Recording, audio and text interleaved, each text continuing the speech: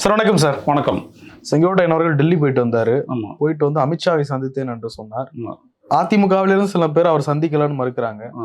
பாஜகவில் இருந்த கஸ்தூரி கூட ஒரு போட்டோ எடுத்து காட்ட சொல்லுங்க சந்திச்சதுக்கான ப்ரூஃப் அப்படின்றாங்க. சந்திச்சாரா இல்லையா அப்படின்றது ஒரு டவுட். ஒருவேளை சந்தித்திருந்தால் எதற்காக சந்திக்கிறார் சந்தேகம் வருகிறதே அப்படின்னு இன்னொரு பக்கம். எப்படி பாக்குறீங்க? இதுல கருத்து சொல்றவங்களை எல்லாம் விட்டுருங்க. ஒரு கருத்து சொல்றோம் அப்படின்னோம்னா அது வந்துட்டு நிச்சயமா சொல்லணும். அந்த கருத்தை வந்துட்டு இன்னொருத்தர் உறுதிப்படுத்தணும் அப்படின்னோம்னா செங்கோட்டையன் மட்டும் இல்லை, அமித்ஷா, நிர்மலா சீதாராமன் 2 பேரும் அவர் சந்திச்சேன்னு சொல்றாரு. அவங்க 2 பேருமே மறுத்திருக்கணும், இல்லை சந்திச்சது உண்மைதான்னு சொல்லியிருக்கணும். ஆனால் சொல்ல மாட்டாங்கன்றது இவங்களுக்கு தெரியும், எல்லாருக்கும் தெரியும். ஏன்னா அதிமுகவுக்குள்ள அவங்க வந்துட்டு எடப்பாடி பழனிசாமியுடைய அதிகாரத்தை குறைத்து அவரை பலவீனப்படுத்துறதுக்கான முயற்சி அவங்க எடுத்துட்டு இருக்கிறாங்க. அதனுடைய கருவியாக செங்கோட்டையன் செயல்படுகிறார். இல்ல அவர் தான் முதலமைச்சர் வேட்பாளர்னு சொல்லிட்டு போனாரு. இல்ல முதலமைச்சர் வேட்பாளர்னு சொல்லல அப்படின்றாங்க. மீட்டிங்ல இல்ல ஃபர்ஸ்ட் ஆமா, நானும் அப்படிதான் கருதுனேன். ஏன்னா அஇஅதிமுக தலைமையில் கூட்டணி ஆட்சி அப்படின்னு சொல்லும் போது அது எடப்பாடியை தான் குறிக்குது. அதுல ஒன்றும் இருவேறுபட்ட கருத்து இல்லை. 2வது விஷயம், அப்ப இருந்த போது அவங்களுக்குள்ள ஒரு இணக்கப்பாடு இருந்துச்சு. ஆனா அந்த கூட்டணி ஆட்சி தொடர்பான விவாதம் வரும் பொழுது, விவாதம் இல்லை, அதை பத்தி ஒவ்வொரு முறையும் அமித்ஷா சொல்லும் போது ஒவ்வொரு முறையும் அதை வந்துட்டு மறுக்கிறார் எடப்பாடி பழனிசாமி. அமைய போறது அஇஅதிமுகவினுடைய ஆட்சி தான், தலைமையிலான ஆட்சி அப்படின்றதெல்லாம் அவர் ஏற்கல. அமித்ஷாவோட இருந்த பிரஸ் மீட்ல அமித்ஷா என்ன சொன்னாரோ அது 3வது நாள்லேருந்து அவர் மறுத்து பேசிட்டு வர்றாரு. இப்போ சமீபத்தில் நீங்க பாத்தீங்க அப்படின்னம்னா அவர் நெல்லையில் நடந்த அந்த பாஜகவினுடைய வாக்குச்சாவடி முகவர்கள் கூட்டத்தில் மாநாடு, அதில் கலந்துக்கிட்டு பேசும்போது அவர் என்ன சொல்றாரு, நீங்க 21% அதிமுக, நாங்கள் 18%, 39%, நாம வலிமையா இருக்கிறோம், நாம வெற்றி பெறுவோம், நாம ஒரு கூட்டணி ஆட்சி அமையும், அப்படிதான் அவர் சொன்னார். அவர் அப்போ அதுக்கு மேலே எதுவும் சொல்லல. மறுநாளே ஒரு பரப்புரையில் என்ன சொல்றாரு எடப்பாடி பழனிசாமி, அதிகமான இடங்களில் நின்று தனிப்பெரும்பான்மையுடன் ஆட்சி அமைப்புன்றார். இதுதான் இவங்க 2 பேருக்குள்ள ஏற்பட்ட பெரிய முரண். இன்னும் சொல்ல போனா முட்டல்னு கூட சொல்லலாம். அதாவது என்ன அப்படின்னோம்னா பாஜக வந்துட்டு கூட்டணி ஆட்சி தான் அமைய போகுது அப்படின்றது யாரும் தேர்தலுக்கு முன்னாடி அறுதிட்டு கூற முடியாது. தேர்தலுக்கு பிறகு வரக்கூடிய முடிவுகளை பொறுத்து ஏற்படக்கூடிய அது ஒரு ஈவென்ச்சுவாலிட்டி, அது தவிர வேற வழியிலன்ற ஒரு நிலைமை. இவங்க எதுக்கு அதை கேட்கறாங்க அப்படின்னோம்னா எவ்வளவு இடங்களை அவங்க பெறணும் அப்படின்றத வந்துட்டு குறி வச்சுதான் அவங்க கூட்டணி ஆட்சின்னு சொல்றாங்க. அது 21-18 சொல்றது என்ன அப்படின்னோம்னா சிலர்லாம் சொல்ற மாதிரி உங்களுக்கு 2ன்னா எங்களுக்கு 1, அந்த அடிப்படையில் நீங்க எனக்கு ஷேரிங் கொடுக்கணும் அப்படின்றது. சிலர் என்ன சொல்றாங்கன்னா 134 உங்களுக்கு, 100 எங்களுக்கு.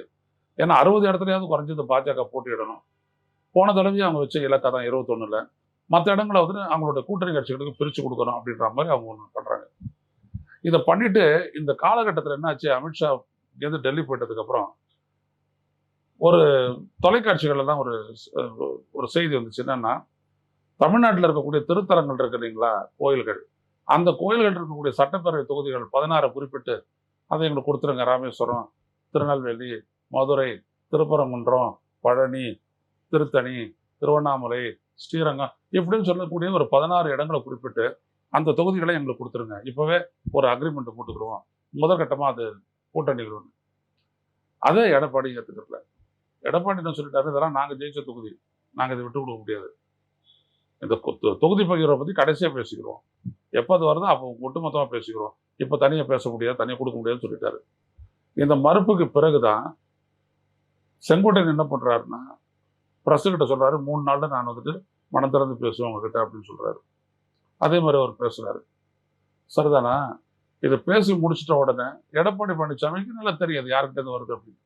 உடனே எடப்பாடி பழனிசாமி என்ன செய்யறாருன்னா அவரை பொறுப்புகள் எதுன்னு நீக்கிறாரு. இதுதான் நடந்துச்சு. அதற்கு பிறகு அவர் ஹரித்வார் போறாரு, டெல்லிக்கு போறாரு. ஏன் அப்படின்னா பின்னாடி இருந்து இயக்கிறது பாஜக. காரணம் என்னன்னா அவங்களுக்கு வந்துட்டு எடப்பாடி பழனிசாமி தங்களுக்கு உரிய இடங்களை ஒதுக்க மாட்டார்ன்றதை புரிஞ்சுக்கிட்டாங்க. அதான் லாஸ்ட் இது வந்துட்டு அந்த 16 சீட்டு கேட்ட விட்டை. ஸோ பிரச்சனை என்ன அப்படின்னா எடப்பாடி பழனிசாமிக்கும் அமித்ஷாவுக்கும் இடையிலான முட்டல் தான் அது, இடம் பகிர்வு தொடர்பான முட்டல். ஸோ இது வந்துட்டு கூட்டணியை வந்துட்டு வச்சிருக்குமா இல்லை நொறுக்கிடுமா அப்படின்றத நம்ம பொறுத்து தான் பார்க்கலாம். இல்லை, எடப்பாடி பழனிசாமி கிட்ட ஒரு வார்த்தையை கொடுத்து விட்டு இவங்க அதை மீறுறாங்க அப்படின்னா எடப்பாடி பழனிசாமிக்கு இது புரியுதா? தாராளமாக புரியும். எடப்பாடி பழனிசாமிக்கு ஒரு விஷயம் ஆரம்பத்துலேருந்து தெரியும். நான் பல யூடியூப் சேனலில் 21லேருந்து நான் சொல்லிக்கிட்டே இருக்கிறேன். அது என்ன அப்படின்னா பாஜக நம்மள முழுங்க பார்க்குது, எச்சரிக்கையாக நம்ம இருக்கணும். அது கிட்டத்தட்ட அவர் சந்திக்கக்கூடிய எல்லார்ட்டையும் பேசுறாரு. ஏன் இதனுடைய வெளிப்பாடா ஜெயக்குமார் பேசியிருக்கிறாரு, முன்னாள் அமைச்சர் பொன்னையனும் பேசியிருக்காரு. உங்களை பத்தி எனக்கு தெரியாதா, நீங்க கர்நாடகாவில் என்ன பண்ணீங்க, மகாராஷ்டிரால என்ன பண்ணீங்க, மத்திய பிரதேசம் எங்களுக்கு தெரியும், அதனால உங்களுடைய ஜம்பம் எங்ககிட்ட பறிக்காது அப்படின்னு சொல்றாரு அண்ணன் பொன்னைய. சொல்லிலாம் நீங்களாம் பார்த்துருப்பீங்க, கேட்டிருப்பீங்க. ஆக எடப்பாடி பழனிசாமிக்கு ஒரு விஷயம் தெரியும், நாம இவங்களை அதிகமான சீட்டை கொடுத்தோம் அப்படின்னோம்னா 2 காரணம். ஒன்று, அந்த வெற்றி தோல்வியில இவங்க வந்துட்டு டாமினேட் பண்ணுவாங்க அப்படின்றது ஒன்று. 2வது விஷயம், சீட்டை கொடுக்குறாங்க இல்லையா, அவங்களுக்கு ஒதுக்கப்பட்ட சீட்ல அவங்களுக்கு தெரியும் அந்த தேர்தல் வேலையெல்லாம், அந்த சித்து வேலையெல்லாம் அவங்க பண்ணி அவங்க நிறைய ஜெயிச்சுட்டு நம்மளோட பையனை குறைச்சிருவாங்க. இதுதான் மராட்டியத்தில் நடந்துச்சு. சிவசேனாவை எப்படி இறக்குனாங்க, தேசவாத காங்கிரஸ் எப்படி இறக்குனாங்க, புரியுதுங்களா? இதே மாதிரி ஒரு இடத்துக்கு நம்ம வரக்கூடாது, அதுதான் இருக்காரு. ஆனால் போன முறையும் அவங்க 60 சீட்டு கேட்டாங்க, 20 சீட்டு கொடுத்தாரு. மக்களவையிலேயே அவங்க 10 சீட்டு ஒன்று கேட்டாங்க, முடியவே முடியாது. 10 சீட்டு 7 சீட்டை கேட்டதை சொல்றாங்க, முடியவே முடியாது. நாங்கள் ஜெயிச்சா அவங்களுக்கு தானே ஆதரவாக நிற்போம், அப்புறம் அதை பற்றி கேட்குறீங்க அப்படின்னு சொல்லிட்டு கேட்டுச்சார். ஆக அதிமுக தன்னுடைய அதிகாரத்தை தக்க வைக்கக்கூடிய அதே நேரத்தில் அதிமுகவினுடைய இருப்பையும் தக்க வைக்கணும்னு எடப்பாடி நினைக்கிறார். ஸோ அதனால அவர் என்ன பண்றாரு, இதில் விட்டு கொடுக்காம இருக்காரு இந்த விடயத்தில். அதனாலதான் கூட்டணி ஆட்சின்றது என்னங்க, இப்போ ஒரு எடுத்துக்காட்டா சொல்றேன், தேர்தல் முடிவு வந்துருச்சு, அண்ணா திமுக 90 இடம், திமுக 100 இடம், பாஜக 30 இடம், சரிதானா? அப்போ வந்துட்டு இல்லை நான் பெரும்பான்மை பெறல, நான் ஆட்சி அமைக்க போக மாட்டேன், கேட்க மாட்டேன் அப்படி சொல்லுவார் எடப்பாடி பழனிசாமி. இந்த 30 சீட்டோட சேர்ந்து அவர் கூட்டணி ஆட்சி தானே வைப்பாரு. ஸோ அது கூட்டணி ஆட்சின்றது அது முடிவுகள்லேருந்து வரக்கூடிய ஒரு முடிவு. அது இப்போ ஒன்றும் அதை பற்றி பேச வேண்டிய அவசியம் இல்லை. ஆனால் இவங்க 2 பேருமே இதை உக்கிரமாக பேசிக்கிறதுக்கு காரணம் என்ன அப்படின்னா அந்த தொகுதி பகிர்வு தான். இதில் வந்துட்டு நீங்கள் பார்த்தீங்க அப்படின்னம்னா எடப்பாடி பழனிசாமி வந்துட்டு ஒரு பலம் வாய்ந்த தலைவர் அந்த கட்சியில் இருக்கிற வரைக்கும் நம்மளுடைய திட்டம் பலிக்காதுன்றதுனால தான் அவர் மற்றவங்களை இறக்கி விட்டுறாரு. அதுதான் முதலாளி இப்போ வந்துட்டு செங்கோட்டையன், அடுத்தபடியே மற்றவங்களும் வரலாம். இல்லை இன்னொன்று கவனிக்க வேண்டிய விஷயம் என்னன்னா, அதிமுகன்ற கட்சியை ஆட்டி வைக்கிறதுக்கு கடந்து எடப்பாடி பழனிசாமியுடைய அந்த அதிகாரத்தையும் ஆட்டுதா? ஆமா, அதுதான் மெயினா அவர் பாக்குறாரு. ஏன்னா கிட்டத்தட்ட பாத்தீங்கன்னா மற்றவங்களெல்லாம் வெளியில இருக்கிறவங்களெல்லாம் வெளியேற்றப்பட்டவர்கள் வெளியேறுகிறவர்கள் எல்லாம் அடைக்கணும்னு சொல்லிட்டு 6 பேர் சொல்றாரு செங்கோட்டையன், வேலுமணி, தங்கமணி, அன்பழகன், நத்த விஸ்வநாதன், சி.வி. சண்முகம். அதுல இப்ப சமீபத்தில் வந்துட்டு துரை கருணா என் நண்பர் தான், அண்ணா திராவிட முன்னேற்ற கழகத்தில் ஆரம்பகால உறுப்பினர். அவர் என்ன சொல்றாரு, கலந்து கொண்ட அந்த 2.5 மணி நேரம் அந்த சந்திப்பு நடந்துச்சான் எடப்பாடி பழனிசாமிக்கு இந்த தலைவர்களுக்கு முடியும். ஒரு கட்டத்தில் அவர் சொன்னார், ஏன் அதை சொல்லிக்கிட்டே இருக்கிறீங்க திருப்பி நீங்கள் வேணா நீங்கள் போய் சேர்ந்துங்க அப்படி சொல்லும் போது சி.வி. சண்முகம் வந்துட்டு ரொம்ப கோவப்பட்டு, என்ன இது உங்க கட்சி நான் உங்களுக்கு நினச்சிட்டு இருக்கிறீங்களா அப்படின்னு சொல்லிட்டு அவர் ஆரம்பிக்க சண்டையாக, உடனே வேலுமணி வந்துட்டு இதெல்லாம் அப்புறம் பேசிக்கலாமான்னு சொல்லிட்டு இவர் தள்ளிட்டு வந்ததாக கூட அந்த விஷயத்தை ஒரு வெளியில் சொன்னார். ஸோ அந்த அண்ணா திராவிட முன்னேற்ற கழகத்தினுடைய பலவீனத்துக்கு கட்சியை விட்டு வெளியேறினவங்க செல்வா கூட வெளியில் இருக்கிறது ஒரு காரணம் அப்படின்றது எல்லாரும் உணர்ந்த ஒரு விடயம் தான். இப்போ 2019 டிடிவி தினகரன் 22 லட்சம் ஓட்டு வாங்கினார் அப்படின்னா அது அதிமுக ஓட்டு தான் இல்லையா? அதே மாதிரி போன எலெக்ஷன்ல வந்துட்டு பல தொகுதிகளில் அதிமுக பெற்ற ஓட்டின் காரணமாக அமமுக பெற்ற ஓட்டின் காரணமாக அஇஅதிமுக தோத்தது அப்படின்றது நிதர்சனமான விடயம். அதுக்கப்புறம் இப்போ நடந்த மக்களவை தொகுதியில் ஓபிஎஸும் சரி டிடிவி தினகரனும் சரி கணிசமான ஓட்டு வாங்கினாங்க. அந்த 2 இடங்களையும் அதிமுக டெபாசிட் எடுக்குது, ரெட்டையர சின்னம் டெபாசிட் எடுக்குது. அப்போ இதெல்லாம் வந்துட்டு மிகப்பெரிய ஒரு அறிகுறி தானே. இதெல்லாம் இதை வச்சுதான் அந்த 6 பேரும் போயிட்டு வற்புறுத்துறாங்க இவங்களை உள்ள வச்சுக்கிறலான்ட்டு. ஏன்னா அவங்கள வந்துட்டு இப்போதான் ஆரம்பிக்கிறாரு இப்போ டிடிவி தினகரன், நாங்கள் வந்துட்டு அவரை முதல்வராக்கக்கூடிய அந்த இதுக்கு வந்துட்டு நாங்கள் ஒத்துக்க மாட்டோம் அப்படின்னு. எடப்பாடி பழனிசாமி தான் அதிமுகனுடைய பொதுச் செயலர். அதிமுக தலைமையிலான கூட்டணி அரசுனா என்ன அர்த்தம்? இப்போ அவர் வந்துட்டு அவர் வேற மாதிரி புரிஞ்சுது, நான் எப்படி எடுத்துக்கிறேன் அப்படின்னா அப்போ இதுக்கு பின்னாடியும் பாரதிய ஜனதா கட்சி தான் இருக்கு. ஏன்னா அவங்களுக்கு தேவை இவரை வந்துட்டு பலவீனப்படுத்தணும் அப்படின்னு நினைக்கிறாங்க. அதுலதான் இப்போ நடக்கக்கூடிய இந்த டஸ்ல எல்லாம் நடக்கும். இல்ல அமித்ஷாவும் சொல்லிட்டு தான் அதிமுகவை சார்ந்த ஒருவர் முதலமைச்சர் வேட்பாளராக இருப்பார். இல்லைங்க, இந்த ஒருவர் இருவர் அப்படின்றதெல்லாம் இருக்கட்டும். நான் என்ன கேட்கிறேன் அப்படின்னா எதுக்கு இப்ப அதை பேசுறீங்க? இப்ப அதிமுகவினுடைய சட்டமன்ற கட்சி தேர்ந்தெடுக்க போகுது. அதுல அமித்ஷா என்ன பண்ண முடியும்? சட்டமன்ற கட்சி தலைவர் தானே முதல்வர் வேட்பாளராக போக போறாரு. அது அதிமுக கட்சிக்குள்ள நடக்கக்கூடிய விடயம். அதே இவரு சொல்றாரு. நீங்க அமித்ஷாவை நீங்க 2 விதமா பாருங்க. பாஜக தலைவர் அமித்ஷா, உள்துறை அமைச்சர் அமித்ஷா. ஆனா உங்களுடைய கட்சி தனித்து நின்று ஒரு சட்டப்பேரவை தொகுதியில் ஜெயிக்க முடியுமா? அஇஅதிமுக அப்படிப்பட்ட கட்சி இல்லவே. அவங்க இன்னைக்கு 70-65 எம்எல்ஏக்களோட இருக்கக்கூடிய ஒரு கட்சி அது. நீங்க எப்படி அந்த கூட்டணியில எது என்ன தலைமை இதெல்லாம் நிர்ணயிப்பீங்க? நாணயமா இருக்கா இல்லையா அந்த கேள்வி? இதான் எடப்பாடி எடுது. இதுதான் இவங்க ஒரு ப்ரெஷர் கொடுத்தீங்க, கூட்டணிக்கு எடுத்துட்டீங்க, அவ்வளவுதான். அதிமுக வெற்றி பெறத்துக்கு பாஜக தேவையில்லை. ஆனா பாஜக ஜெயிக்கிறதுக்கு அதிமுக தேவை. புரியுதுங்களா? பாஜக ஆப்ஷனே கிடையாது. அதிமுக இவங்களை கழட்டி விட்டா கூட, இல்ல அவங்க இவங்களை கழட்டி விட்டா கூட விஜய் இருக்கிறார் ரெடியா. விஜயோட அவங்க கூட்டணி போட்டா மேலும் 2 கட்சிகள் உள்ள வரதுக்கு ரெடியா இருக்கு. அது புரிஞ்சுக்கணும். அப்போ எடப்பாடி ஸ்ட்ராங் கிரவுண்ட் இருக்குது. அப்ப அவரை வீக்கன் பண்ணணும். அதான் செங்கோட்டையை வச்சு பண்றது. அவரு செங்கோட்டையன் என்ன பண்ணிவிட்டாரு? செங்கோட்டையனுடைய ஒப்புதல் இல்லாம அவருடைய பகுதியில் இவர் வந்துட்டு நிர்வாகிகளை நியமனம் பண்ணுது. அதான் இவர் போட்ட தப்பு. இல்ல, அதிமுகவினுடைய உட்கட்சி விவகாரத்துல தலையிட மாட்டோம்னு ஏற்கனவே சொல்லியிருந்தாங்க. இப்ப பாஜகவினுடைய மையக்குழு கூட்டத்துல எல்லாம் இதை பத்தி ஆலோசிக்க போறதா சொல்றாங்க. ஆமாங்க, நான் அதான் சொல்ல வரேன். பாஜகனுடைய அரசியலை பத்தி, பாஜகனுடைய அரசியல் வந்துட்டு கபலீகர அரசியல். அது புரியுதுங்களா? அவங்களோட நீ நண்பனா இருந்தாலும் அவங்க உங்களை முழுங்கதான் பார்ப்பாங்க. நீங்க எதிரியா இருந்தாலும் உங்களை அடிக்கத்தான் பார்ப்பாங்க. ரெண்டும் ஒண்ணுதானே. அடிக்கிறது என்னன்னா, முழுகிறது என்னன்னா, அது எடப்பாடி நல்லாவே புரிஞ்சு வச்சுட்டு இருக்காரு. ரொம்ப காலமாகவே ஒரு கட்சிக்காரங்கிட்ட சொல்றாரு, நம்ம இவங்க கிட்ட உஷாரா இருக்கணும். இதெல்லாம் ஒரு நாள் வெளில வரும் பாருங்க. அட்லீஸ்ட் புத்தக வடிவிலாவது வெளில வரும். இதெல்லாம் எடப்பாடி பழனிசாமி தனிப்பட்ட முறையில் சொல்லி எச்சரிக்கையா இருக்கணும். நம்ம கட்சியை கட்டுக்கோப்பா வச்சுட்டு இருக்கிறது ரொம்ப நம்மளுக்கு ரொம்ப அவசியமான ஒண்ணு அப்படின்ட்டு. புரியுதுங்களா? இப்போ அவருடைய கட்சிகள் கூட இருக்கிறவங்களாம் இந்த ஒரு ஓபிஎஸ்ஐயோ டிடிவி தினகரன் நியூஸ் இவங்க அவங்களோட ரொம்ப இணக்கமா இருக்கிறாங்கன்றது ஒரு காரணம். அது என்னைக்கு இருந்தால் நம்மளுக்கு பாதகமா போயிடும். அவங்கள உள்ள வச்சோன்னா இவங்க கைதான் ஓங்கும். இதெல்லாம் எடப்பாடிக்கு தெரியும். இதெல்லாம் தெரியாத அரசியல்வாதி ஒன்றும் கிடையாது. அதான் இங்க பிரச்சனை. இப்ப அதிமுக இந்த மாதிரியான பிரச்சனைகளை போயிட்டு இருக்கப்போ செங்கோட்டையன் மாதிரி அதிருப்தியில என்ன சில தலைவர்கள்லாம் இருக்கு. அப்படிதான் அவங்க வச்சிருக்கிறாங்க. வெளியே அதிமுக எந்த இடத்துல வந்துட்டு கரப்ட் இந்த சென்ஸ் கொள்கை ரீதியா எப்படி கரப்ட் ஆச்சுன்னா, அவங்க RSS ஏத்துக்கிறாங்க. அது எப்படி?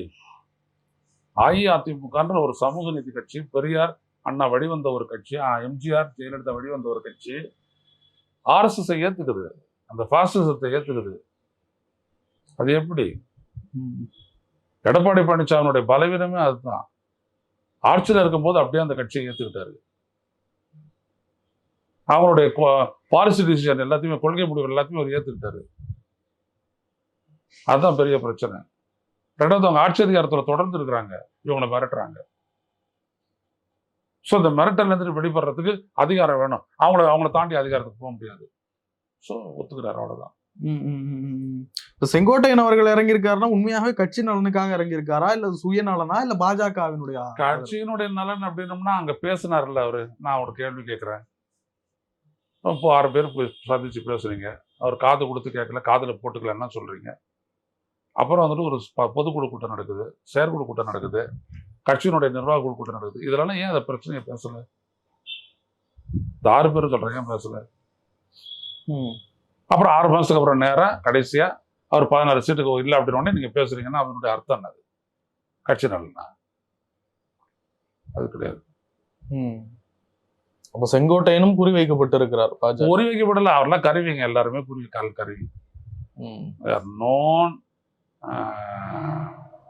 பாஜகவினுடைய கைப்பாவைகள். இல்ல, இது இந்த அதிமுகவை நீங்க சொல்றது புரியுது.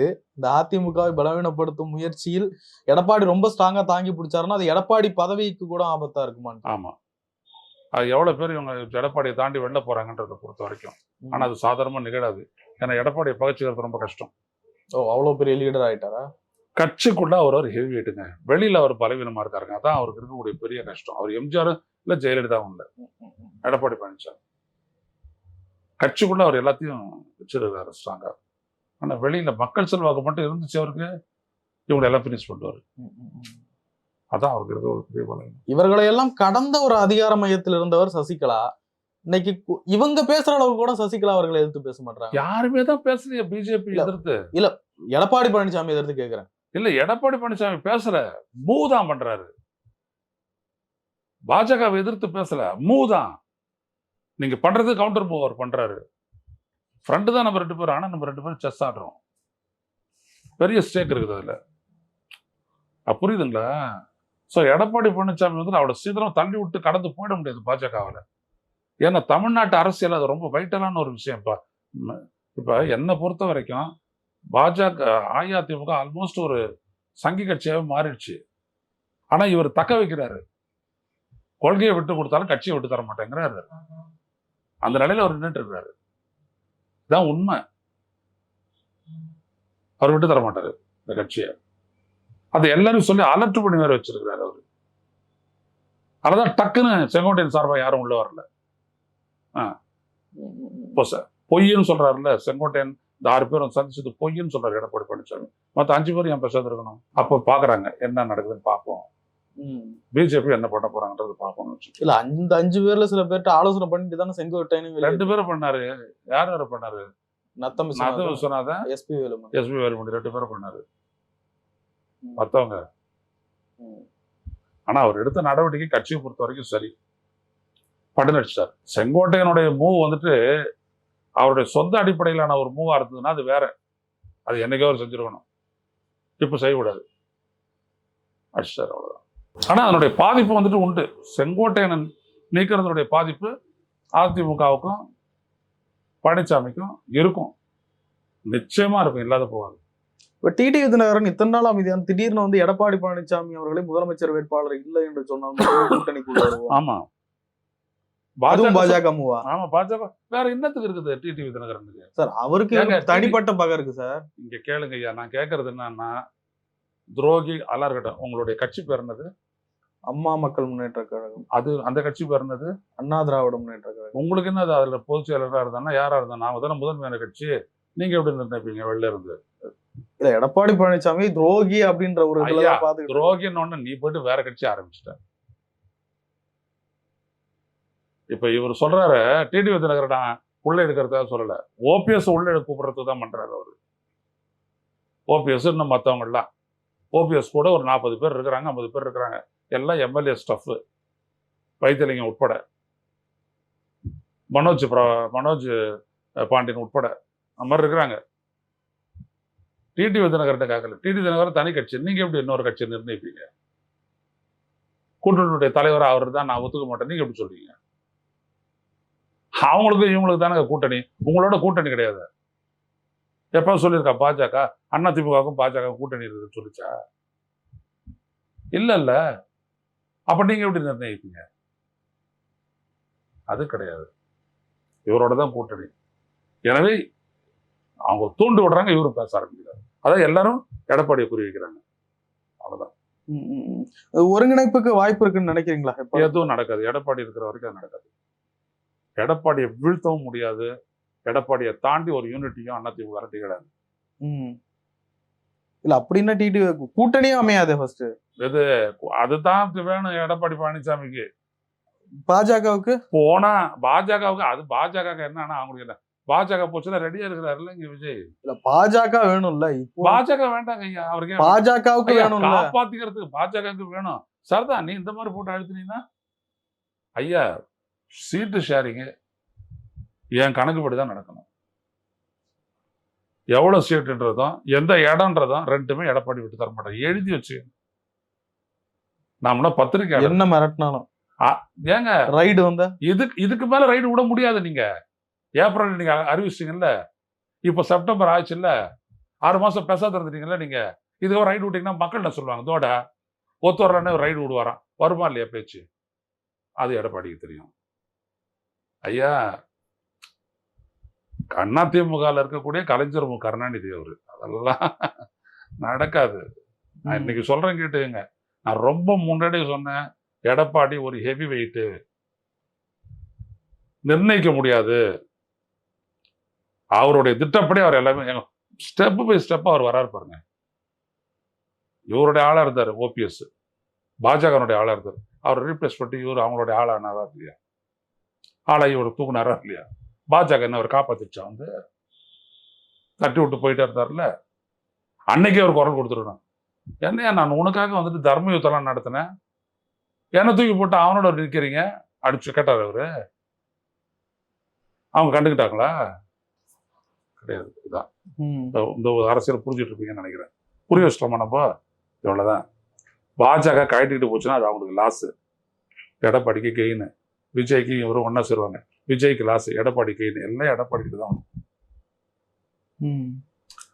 அதிமுக தொண்டன் பிரிஞ்சு போறான், இன்னொரு அதிமுக ஓட்டு போடுவான்.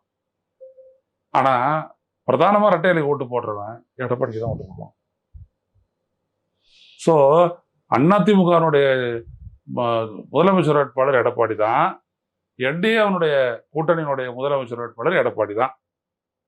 இதை யாரும் ஷேக் பண்ண முடியாது. ஷேக் பண்ணா கூட்டணியை ஷேக் பண்ணிடணும். நெருங்குமா தேர்தலை இந்த கூட்டணி, அதற்கு முன்னால் நொறுங்குமா பார்த்துடலாம். நிறைய விஷயங்கள் நன்றி சார்.